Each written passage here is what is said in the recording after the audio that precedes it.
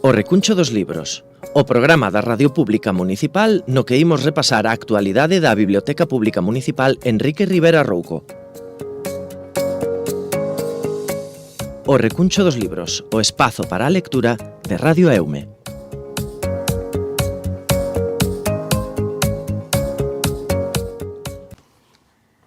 Moi bo día, señoras e señores. Novamente os libros chegan aquí á Radio Eume, Recuncho dos Libros, e coa mellor das compañas, a da nosa bibliotecaria Anabel Alonso, que, como a cada luns, nos vai traer as últimas novidades que chegaron á biblioteca. Moi bo día, Anabel. Hola, bo día. Pois comezamos, que che parece, como é xa habitual, cos máis pequenos da casa, porque, como sempre, dous títulos que imos ter para eles, galego e castelán. As propostas desta semana, cales son? Pois traigo vos en castelán un libro que, bueno, a mellor non é exactamente para os máis pequenos, porque é unha novela juvenil da autora Teresa Bell. O libro se titula Sepia y el poder de la tinta, e, bueno, un libro de fantasía que realmente é unha temática que mola moito bastante para este tipo de idades. Gustalles moito a narrativa fantástica e os temas da maxia e tal. E conta un pouco a historia desta muller, de Sepia, que, digamos que lle piden que vaya a unha imprenta, porque é unha persona, digamos que é como se fose unha persoa elexida, non? De feito, se fala que nesta novela está o tema este de, como en Harry Potter, como todas estas, da persona elexida, que non sabemos por que ten algo especial que a fai máis, o sea, que fai que poida desenvolverse e solucionar unha serie de problemas e de trancos.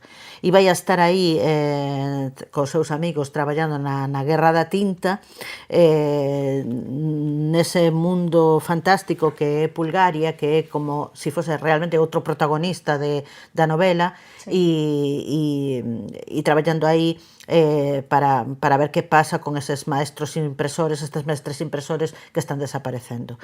E nada, eso, é unha historia de aventuras na que se valora, pois, a paciencia, a capacidade de perdoar, e que está chea de personaxes moi interesantes e de bons diálogos. E é a primeira entrega desta autora alemana, pero vai a ser unha triloxía. Este é o primeiro volumen, pero haberá no futuro outros 2 volúmenes máis. A portada parece manga. Sí, é moi bonita, sí, ten a verdade é que sí, ten unha estética moi chula, e o tema a priori resulta moi interesante, todo o que ten que ver con o mundo da imprenta, dos libros e todo eso. Claro, eu non sei, a mellor me resulta interesante a min, pero creo que lle resulta interesante a moita xente. E logo a estética das ilustracións que ten dentro, tal, responde moito a esa cuestión de mundo fantástico, non? Así un pouco medio medieval, ¿no? E así, me parece que pode resultar unha lectura moi interesante. Parece un libro destes de elige tu propia aventura, de sí, ou me recorda un pouco a eses libros tipo, non digo que se parezca ao Señor dos Anillos, pero sí a esa estética, ¿no? E creo que pode ser, bueno, unha lectura moi interesante. Xa en galego, que temos? Pois temos un álbum para, esta vez sí, para os nenos e as nenas máis pequenos, A Cornecha e a Xibardo, de Julia Donaldson, que é unha autora super coñecida, seguramente vos sonará de títulos como Grúfalo, que ela que sempre ademais comparte traballo con Alex Scheffer, que tamén é o ilustrador, non? Sí, é o ilustrador tamén deste álbum. E, bueno, neste caso conta a historia desta cornecha que vai pegada a unha balea xibardo, hasta que por unha serie de circunstancias a balea queda varada na praia. E entonces digamos que a historia vai sobre o que ten que facer esa cornecha para conseguir salvar a balea. E, bueno, as ilustracións son preciosas, a verdad, e como os outros libros de Donaldson, son textos pequenos repartidos pola páxina, e, bueno, creo que vai a resultar moi moi chulo para a xente. É unha autora que na biblioteca ten un montón de éxito, Grúfalo, La hija del Grúfalo, Como Mola tu escoba tamén. Como Mola tu escoba, que ese libro tamén é un libro que ten moito éxito, e este es de Lo que escuchó la mariquita, que hai varios Lo que escuchó la mariquita después, Lo que escuchó, bueno, varios edicións. E a verdade é que é un álbum moi bonito, bueno, en estas edicións tan chulas, ¿no? que nos las dera a nos cando éramos pequenos, que non pasábamos de La Cenicienta e pouco máis, sí. E que son maravilla. De Patas de Peixe, unha editora que a verdad publica cousas moi bonitas e moi interesantes.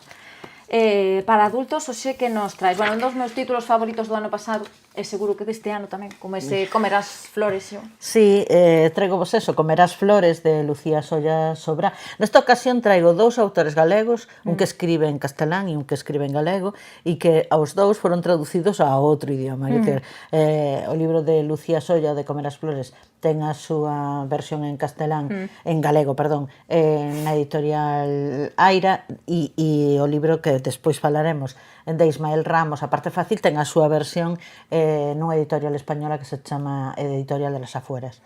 E son dous autores, además, casi dunha xeración. Sí, son moi novos, un naceu a finales dos 80, no 89, Lucía Solla, e el no 94, Alberto. O sea, que realmente son dos autores que xeracionalmente están moi cerca, ¿no? E os dous tuveron premios moi novos e os recoñeceron moi rápido, ¿no? No caso de Lucía Solla, este libro, bueno, que se está convertindo como en el éxito...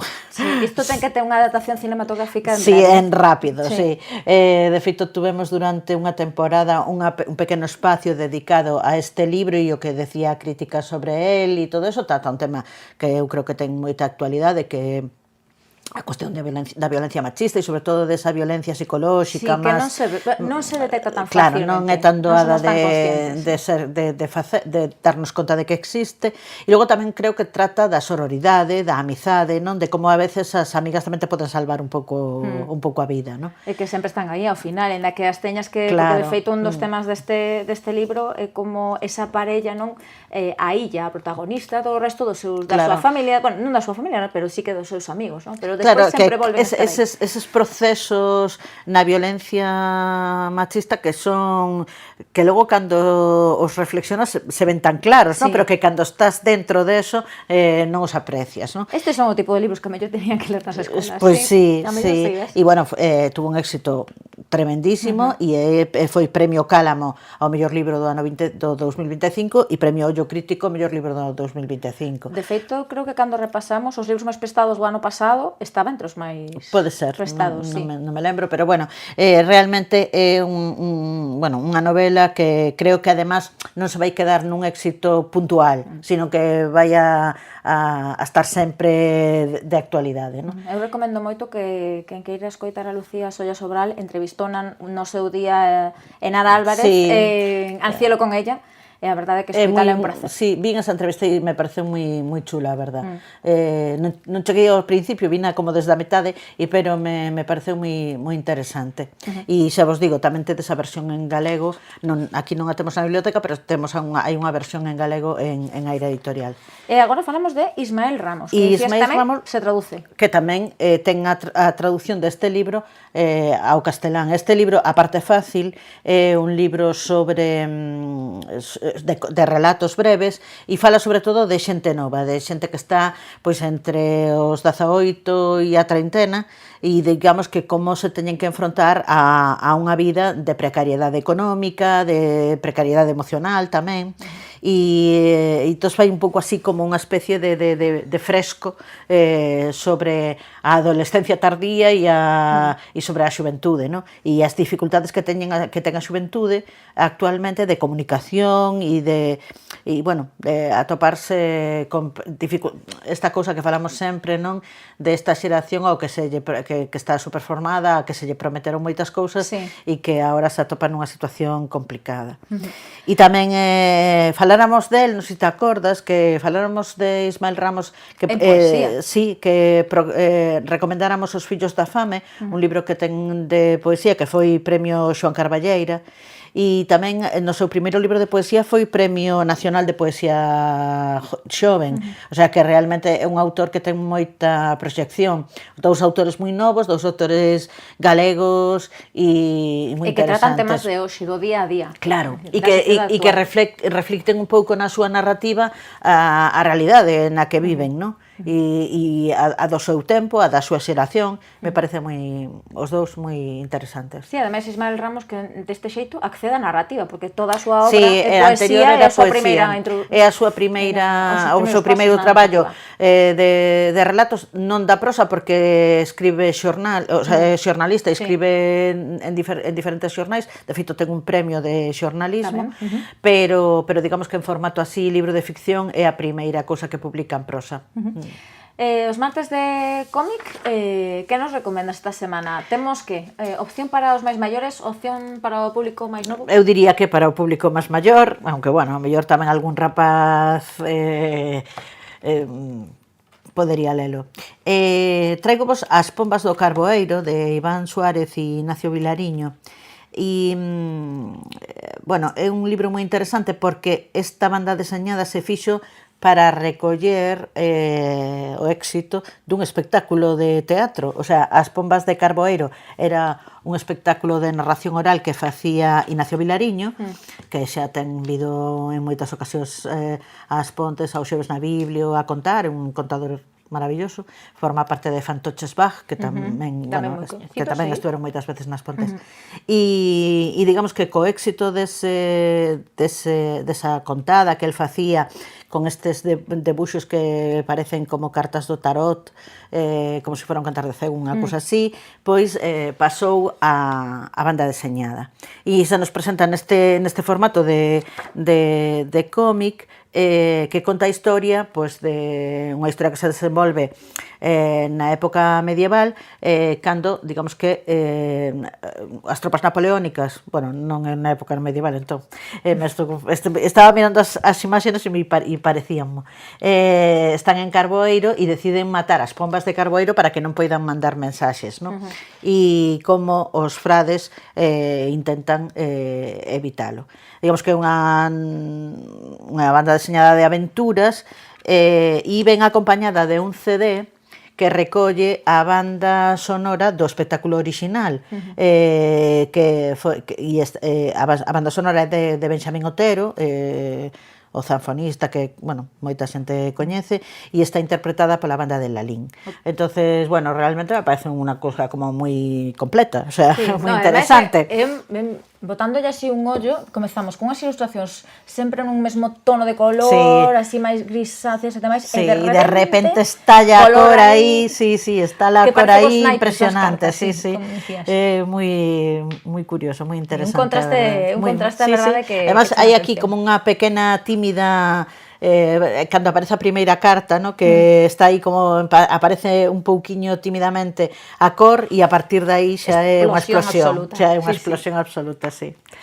Pois seguimos co máis cousas, falábamos do martes de cómic, ímonos a mércoles de entreversos ou ímonos primeiro ao noso patrimonio. Ao noso patrimonio. Pois vámonos ao noso patrimonio porque vexamos ata Pontevedra, ata Estrada. ¿No? Sí, quería recomendarvos unha visita ao Pazo de Oca, que probablemente debe ser un dos máis coñecidos de Galicia, seguramente un dos máis representativos. O Versalles galego, non? Sí, temos varios libros na biblioteca sobre pazos e sobre mosteiros que a xente pode consultar si quere, a verdade, además temos algúns en formato grande, con ilustracións e tal, moi chulas, e, bueno, se algo destaca do Pazo de Oca son os xardíns, efectivamente, e sobre todo na época que todavía estamos a tempo, se fósemos durante este mes, na época da camelia, porque teñen moitísimas camelias e están de feito nesa ruta da camelia que hai por toda Galicia, non?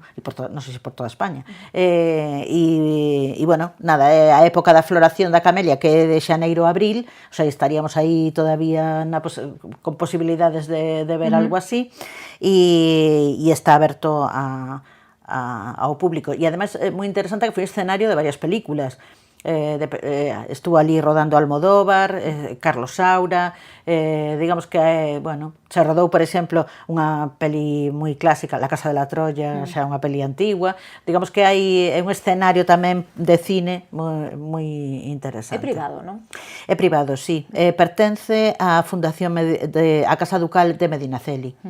Pero ten un horario de apertura ao público e se pode reservar por internet. Ten unha página web bastante completa onde explica un pouco a historia do Pazo e tamén, bueno, ali mesmo podes coller as entradas e todo eso, e tamén visitas guiadas e as curiosidades e unhas fotos moi chulas, a verdad. Pois mira, queda aí para a próxima ponte poder pasarnos aí pola estrada e desfrutar do Pazo de Oca. O 1 de maio, o que teña gana de pasear. Teña gana de baixar por ali, pois que se pase polo Pazo de Oca. É un sitio eu non tive a oportunidade de visitalo, pero sí que tive a oportunidade de estar en Versalles e sí que me gustaría iso, comparar un pouquiño, a ver como é o tema. Bueno, mércores de entreversos, mércores de poesía, e falamos pois dunha figura que a verdade é que rompeu absolutamente todos os moldes como eu o esperei.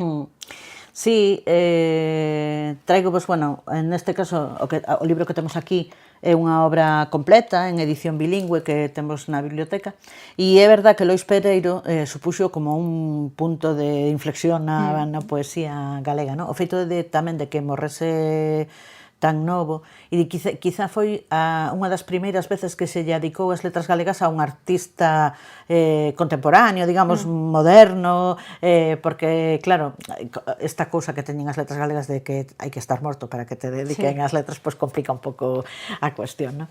E entón, a verdad que me parece moi interesante. Morreu no ano 1996, cúmplese 30 anos da súa morte, e me parecía, cúmplese para o mes que ven, e me parecía interesante volver outra vez sobre a súa obra, que ten un montón de influencias de un montón de lecturas estranxeiras, pero tamén de aquí, de música. Era unha persoa moi interesante que cando se lle dedicaron as letras foi de repente moitísima xente o coñeceu que non o coñecía, e foi proposto por Manolo Rivas no seu momento. Creo que un pouco sin esperanza de que a Academia dixese que sí, pero porque non era moi clásico a hora de escribir. No, claro, e tiña moi pouca produción, porque realmente, claro, morreu moi novo e tiña pouca produción.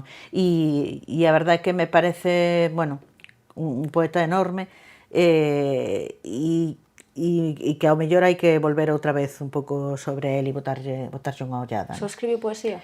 Ten tamén unha pequena novela incompleta que deixou incompleta antes de morrer, e que tamén está recollida aquí neste libro da obra completa. Bueno, me parece eso, moi interesante, e despois formou parte de colectivos poéticos e tamén era como, digamos que activista cultural, ¿no? Entonces todo eso me parece moi interesante. A novela se chama Conversación ultramarina, e logo tamén hai un pequeno texto que se chama Modesta proposición para renunciar a facer xirar a roda hidráulica dunha cíclica Historia Universal da Infamia, que é un texto máis breve. Mais longo casi o título que o texto. Sí, e logo, bueno, ten aquí os seus textos en prosa que non apareceron en vida do autor, e tamén os libros de poemas, que, bueno, que son os que coñecemos todos, os de Poesía última de amor e enfermedade, bueno, é un autor moi interesante, a verdad. Sí, bueno, eu voume achegar a él, porque non coñezo nada da súa obra, pero, por exemplo, a semana pasada que falábamos de Gata, tiven a oportunidade de ler o libro que nos recomendache, e a verdade é que é moi chulo, ten mestura relatos con poemas e demais. Non, e ademais que ao mellor tamén temos unha idea preconcebida sobre o que ten que ser a poesía, non?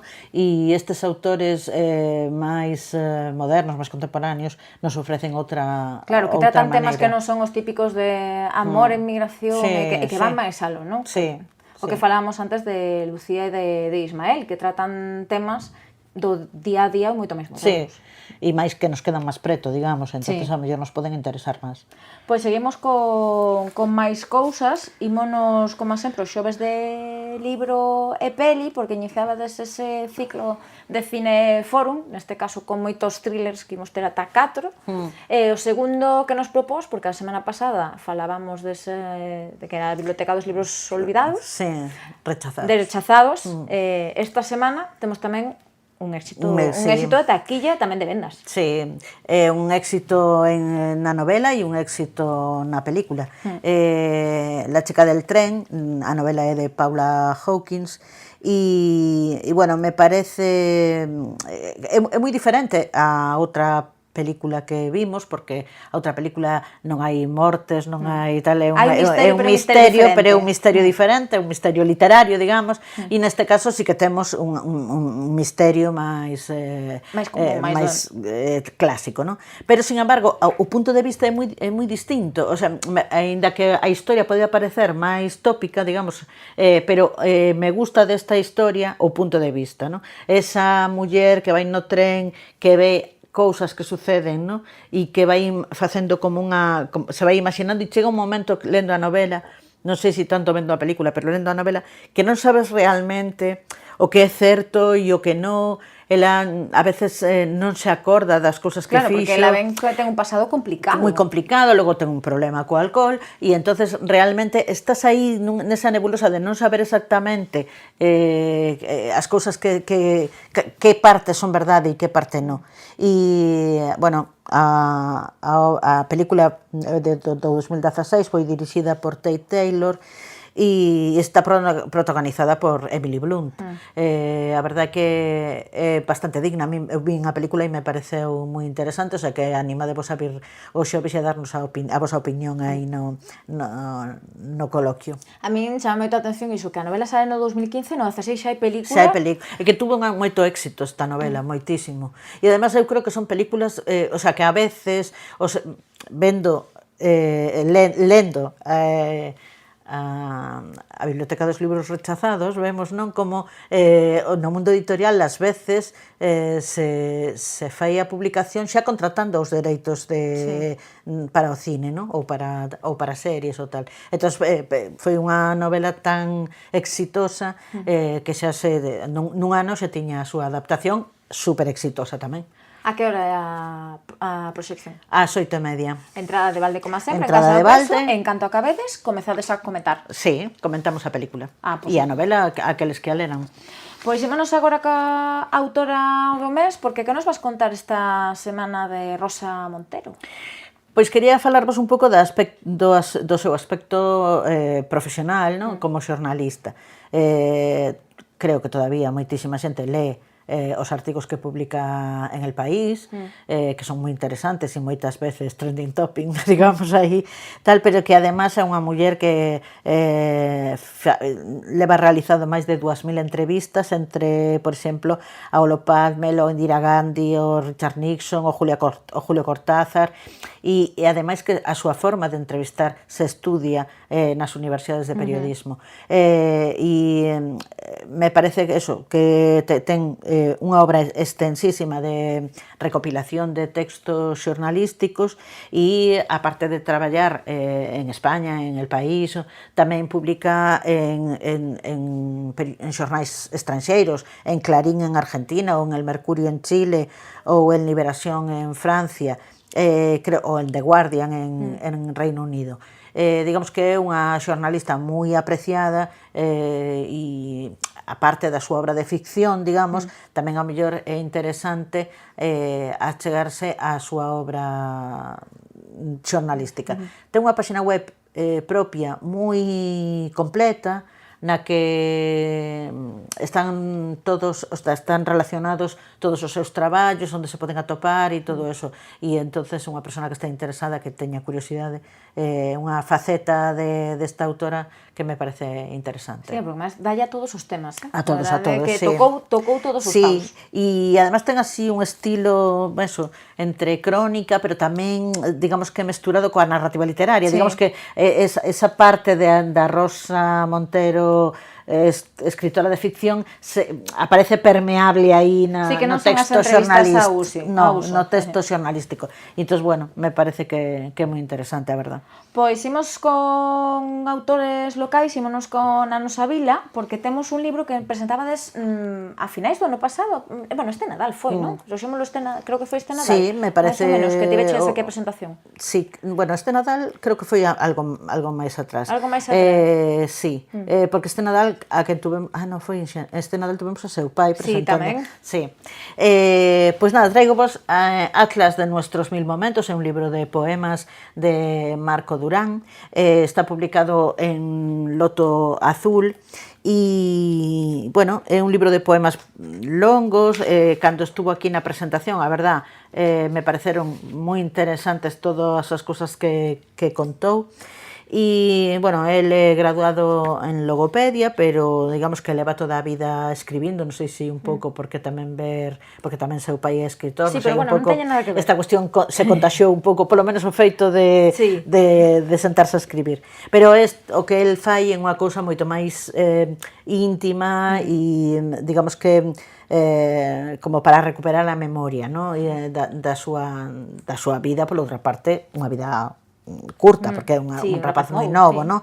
E entonces, bueno, eso, digamos que é como unha viaxe ao pasado e as cousas que van pasando, non? Que lle foron pasando na vida, as cousas que lle resultaron difíciles de xestionar, as despedidas, a dor, todo eso. E, bueno, me parece interesante. E hai bastante, bueno, xa sabes que últimamente temos un... Sí, por iso non nos acordamos de cando fora presentacións, de presentacións e tal, pero as Pontes ten bastantes poetas e tamén poetas novos, e o que estábamos falando antes cando falábamos de Ismael e de Lucía, no? Que tamén ao mellor é unha poesía, ou cando falábamos de Los Pereiro, que se achega máis á xente nova porque fala das cousas que lles interesan, e creo que ao mellor a xente que comparte xeración con Marco Durán podría botarlle un ollo a este libro que seguramente lle resultará interesante. Falábamos do contraste con seu pai, con Benigno Durán, porque este Atrás de nuestros 1000 momentos non ten nada que ver coas thrillers. Cos thrillers ni coas historias de misterio. No, isto é algo moito máis íntimo, pero creo que igualmente interesante. Antes de repasar os xoves na Biblio, sí que aproveitando que temos que falábamos de Marco Durán e de que é un escritor moi novo, tedes tamén presentación esta mesma semana de outra obra dun rapaz moi novo, tamén daqui das Pontes. Moi novo, porque estamos falando dun rapaz de 14, 15 ou 15 anos, e que non hai moito, presentamos o primeiro libro. Claro, presentamos aí nada, hai que 2 meses a primeira parte, a novela de Anxo Vidal, e agora presentamos a segunda parte. Bueno, xa sabedes os que lichedes a primeira ou viñechedes a presentación, que a novela vai un pouco sobre a cuestión da homofobia, do bullying escolar, e digamos que agora, nesta segunda parte, se vai un pouco á orixen de esa historia. Claro, se titula así, sí. A primeira se titulaba La voz que no dieron callado, e agora, digamos que como unha segunda parte, tamén leva ese título, pero leva un subtítulo que é como a origen dese conflicto, digamos. Cando temos aquí Anxo? Viernes? O venres 17 ás 7 da tarde. Como sempre vai estar aquí contándonos cousiñas deste novo traballo, desta nova obra. E, por certo, vai ter terceira parte tamén, porque xa non lo contou a nosotros na televisión local. É que, a verdad, me alucina un rapaz tan novo, o esforzo intelectual que hai que facer para escribir unha novela, non? Pois estamos falando dun rapaz de 15 anos. 15, tiña 14 cando presentou a novela, pode que agora teña 15, pero nada, moi novo. A verdade, moi interesante. A verdade que, sí, moi interesante. A verdade que temos grandes talentos aquí na nosa vila. Pois sí. Os máis pequeniños sí que, de momento, de escribir novelas non se lles vai dar moito, non? Pero sí que temos actividades para eles, porque temos xoves na Biblio esta semana. Claro, tedes unha iniciativa, Obradoiro de de ramas literarias. Isto que é? Pois é o que indica a palabra. Sí, ramas literarias. Exactamente. É como facer follas de árbores, pero que esas follas levarán textos e palabras e tal, vai un pouco por aí. Son unhas actividades que nos chegan desde a Diputación da Coruña, desde a Biblioteca da Diputación da Coruña, que achega diferentes actividades a diferentes bibliotecas da provincia. Xa tiveramos hai uns meses un obradoiro de lettering que tamén viña por esta mesma vía, polas actividades da Biblioteca da Diputación, e agora temos estas ramas literarias que son para rapaces e rapazas de máis de 6 anos. Vade facer aquí na biblioteca? Aquí na biblioteca, sí. E haberá que apuntarse porque como é un obradoiro, digamos que as plazas teñen que ser limitadas. Falando dos máis pequenos, como vai ese concurso de marcapáxinas? Porque quedan pouquiños días. Pois sí, remata o 15 a data na que podedes entregar os traballos, e xa levamos entregado 100 e pico plantillas, o sea que esperamos que todos nos las devolvan e ter moita participación, a verdade. O ano pasado, canta xente? Tamén 100 e algo tivemos o ano pasado, sí. E que vades facer con respecto á entrega de premios? Como vai ser? Podemos ir dicindo xa cousas? Podemos ir adiantando, faremos unha festa, como facemos sempre, polo Día do Libro. Nesta ocasión estará SEO Home Orquestra con nós para poñer un puntiño de máis festeiro e a festa, e despois da actividade entregaremos os premios do concurso. Pois moi ben. Pois aí estaremos moi atentos, tomando moi boa nota, a ver quen son os gañadores e gañadoras deste ano, porque claro, vades volver a editar os marcapáxinas gañadores. Por suposto, claro. Pois aí teremos esas imaxes, eses debuxos, esa creatividade dos máis pequenos da nosa vila. Anabel, como sempre, un placer conversar contigo unha semana máis. O vindeiro luns regresamos no Recuncho dos Libros con máis novidades, con máis recomendacións, e de seguro que a xente que nos escoita cada semana toma moi boa nota, porque dasnos uns consellos moi interesantes, sobre todo para desfrutar dos que nos gusta a literatura. As cousas como son. Graciñas, Pois Anabel. moitas gracias. Chao. Pois isto foi todo no Recuncho dos Libros de hoxe. Nos volvemos a vindeira semana con máis novidades e actualidade da Biblioteca Pública Municipal Enrique Rivera Rouco. Que teñan unha moi boa semana e lembren que, como dirían os da Ría, hai que ler, inda que sexa sempre o mesmo libro.